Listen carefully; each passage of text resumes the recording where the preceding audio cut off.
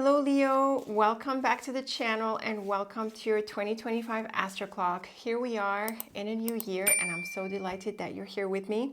And Leo, if you are new to this channel, welcome. I'm Leila, the Lenormand reader, and I use the amazing Lenormand deck. So have a look at the links that I have for you so you can explore and master this amazing deck.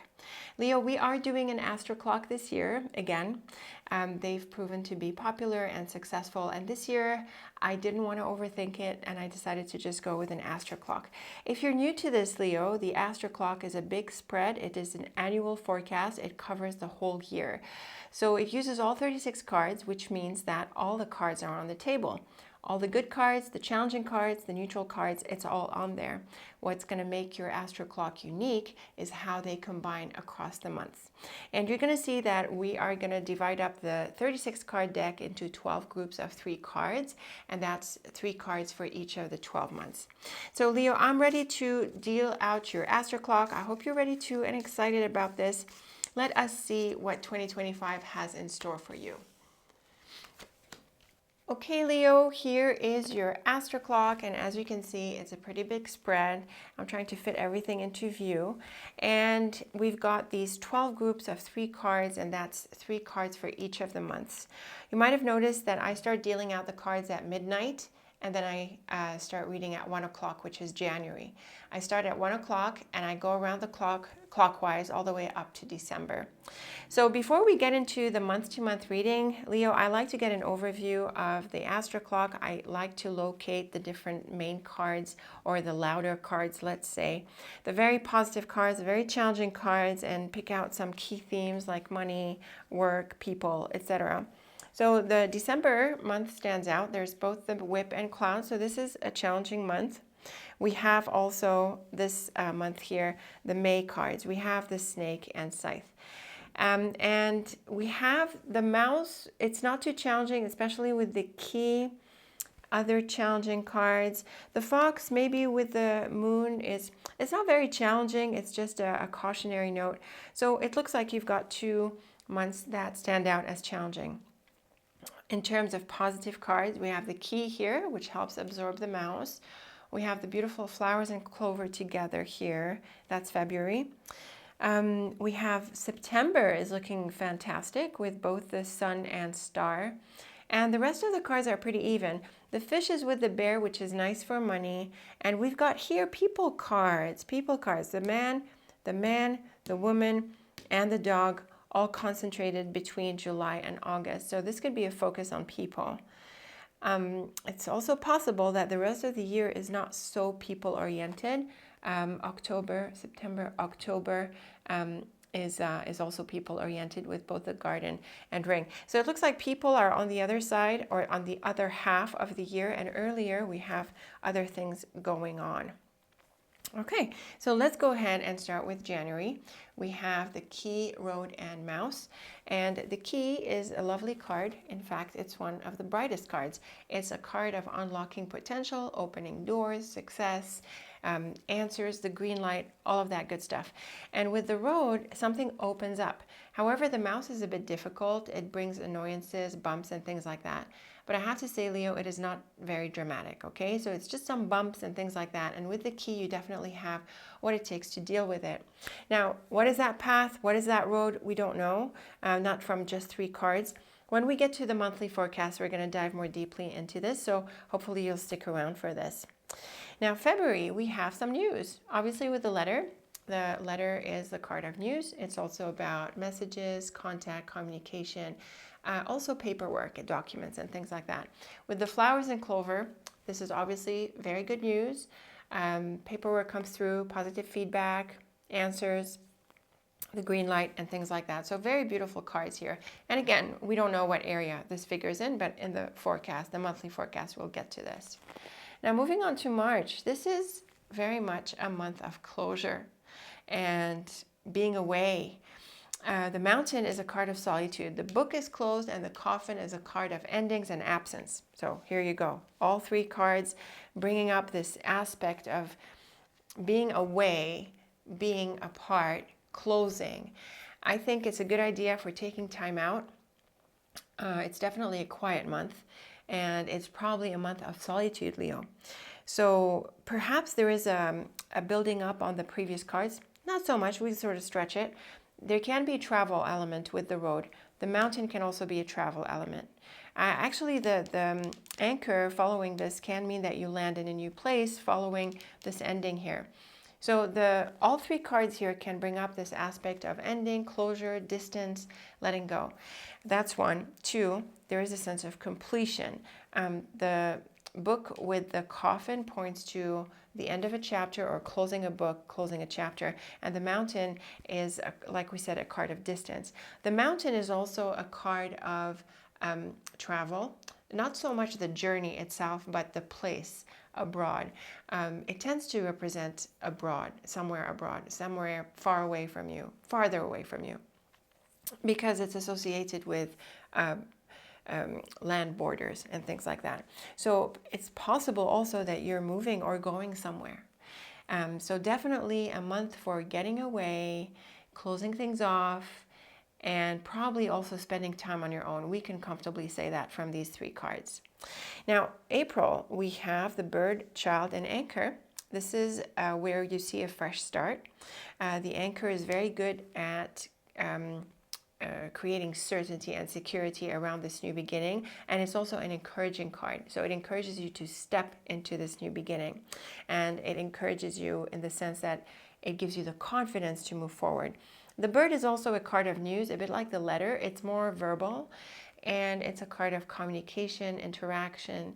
It can be a bit nervous, so there can be some anxiety here, which the anchor actually is really good at helping you resolve.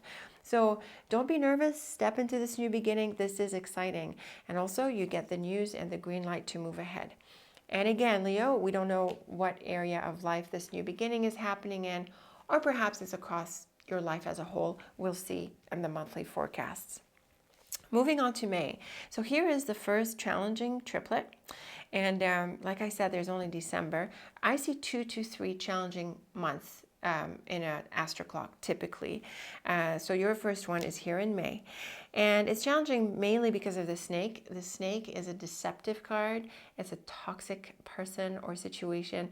And with the scythe, it can point to a bite. So this is something hurtful. And on top of this, we have the heart with the snake. So this could be disappointing emotionally and hurtful. I have to say it as it is, Leo. It's also possible that you make a move and you decide to leave, and it makes sense with what we saw earlier. But I still think that, the snake being a bit toxic, there could be something that disappoints you and that causes you to leave. It could be a relationship, a situation, and the relationship could be personal or not personal. But we see a sharp change here, Leo.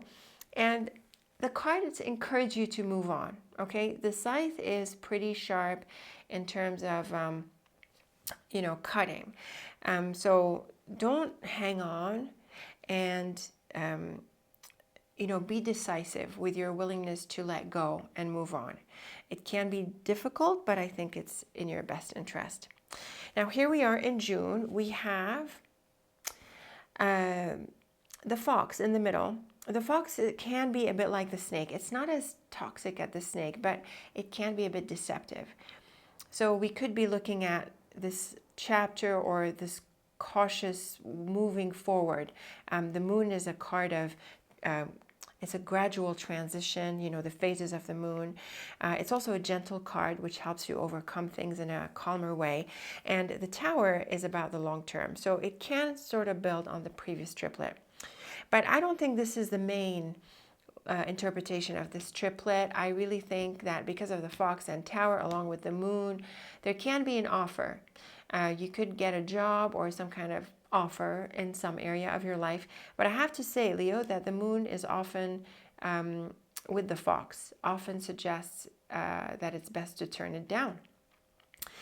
So you'll have to evaluate and assess what you make of this offer and if it's good for you. Looking at July, woman, lily, and dog. The lily is also a card of work, Sometimes it's a card of career. So not so much the job, but the longer term path. It sort of can be the job. We have the woman and dog. Clearly this brings up a relationship, but with the lily, it can be a professional relationship. So this could be an employment, with the dog being a junior card, or the employee. So you could get an offer, you could get a job, you could also get a customer if you're in business for yourself and things like that. The cards are neutral. They just really focus on the significance of the relationship, and it brings up this person into your life as the focus of the month. We can read the cards in other ways. The lily often represents someone senior or more professional, and you could have a certain relationship with this person. And another way we can read the cards is a parent-child relationship. So it could be your own kids, it could be your parents. This is the focus for the month. Like I said, they're neutral. They don't really tell us if this is good or bad or what's happening, but they focus on this relationship. And on this note, Leo, the lily is really good for a long-term relationship. This is a card of maturity and longevity, and so there is an element of security here in the relationship. Now, August has the stork and ship on either side of the man, and these two cards are precisely the cards of moving, and I mean immigration. Now, I don't usually interpret them in this way with just two cards. It's really not enough to suggest something like an immigration, but there can be a big move, there can be travels, there can be lots of activity here with the man in the middle. Can be about this person or with this person. The ship is also great for projects. It's great for trading, sales. It's good for returns on investment. It's a really active card that brings this kind of area into the picture. So you could be making progress in these areas, and this person could be helpful in this way. But when we take these 2 months together, there can be a developing relationship, Leo. This could be a romantic relationship or something else, but they're pretty close to each other here between July and August. So you could be progressing in a relationship, or getting serious about it if you're already in one, or collaborating with this person. Moving on to September, this is a lovely month. I think this is I think we could comfortably say that this is the brightest month of your year, because we have two of the brightest cards together, the star and sun. So this is, they're both very broad cards, so they're generally beautiful, generally positive. They don't really specify an area, but they're definitely cards of healing and wish fulfillment. The cross can be a difficult card sometimes. It can be heavy. It can suggest the idea of responsibilities and having to do something. It's like, that cross you bear. It is also a card of choices and sacrifices sometimes. But I also see it as a card of destiny and things that are meant to be. And so with beautiful cards like this, I think the brighter aspects of the cross come through, and it suggests that something very empowering could be happening for you. It's also good with signs, and this element of spirituality, especially with the star, so there's a guidepost or several guideposts here that show up in your life. There can be a sense of alignment and a sense of being fulfilled and being knowing that you are on the right track. So very beautiful cards for wish fulfillment and a sense of alignment, and I would say across the board in your life. Moving on to October, we have the ring, garden, and tree. And this is a nice, peaceful combination. The ring is about relationships. The garden is a card of community and sort of environments, people, networks that you're part of. And clearly with the ring, you are making connections or you're getting involved. And the tree is a card of peacefulness. It's also a card of wisdom and a sense of centeredness. So there's definitely some relationships that are developing here. You could be deepening your connections within this environment, and you're sort of taking root in it and blooming out of it. So clearly this is a supportive environment that you're going to find yourself in, and the cards encourage you to give it time and to grow in it, to see how these connections evolve and how they become supportive of you, your life, your lifestyle. Now, what environment, again, we don't really see from the garden. but it's definitely a supportive situation. The tree is also nice. Both the tree and garden are also nice for the outdoors, nature, and things like that. So with the ring here, maybe you're going places with people, or perhaps you're building a connection with nature and the green, all of this green stuff here. That's a more metaphorical way we can read the cards, but very possible too. November, beautiful for money. The fish is the card of money. The bear is the card of wealth. And with the rider, you could be getting either income, a promotion, some very good news, progress, and pursuing bigger goals when it comes to your money. I would take this combination to point to wealth. Some people say the bear is the card of the millionaire type of thing. So with the rider, there's definitely progress with your finances, and you could be taking some serious steps towards with your money, with your security, and your sense of prosperity. They're also good cards for promotion. The bear is often a card of the manager, the boss, and with the rider, we see those those big steps that you're taking. So very empowering here for money, and maybe not just money, Leo. The fish is also good with business, work, anything enterprising. Those activities in general. So very nice cards for wealth and money. Now, December is the second challenging month for you. We have both the whip and clouds showing up together. The whip is a challenging card. I would say it's the most challenging card of the deck, and with the clouds, it sort of aggravates things a little bit. The house is a card of home, family normally, your base, your home base. It can also represent any other group or connection that you have, usually something smaller, like your team on the job, or some other activity or group that you're part of. Obviously, with the whip, there's going to be some challenges, and with the clouds, it's like something that had been bottling up comes out. So there can be an argument with people here. You could also be moving. You could also be, falling out of a space, moving away from this space.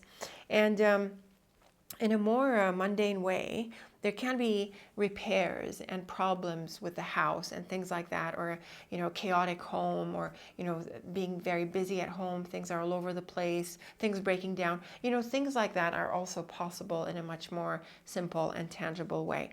So this will probably ask your attention, and it's probably going to be the focus for you in the month.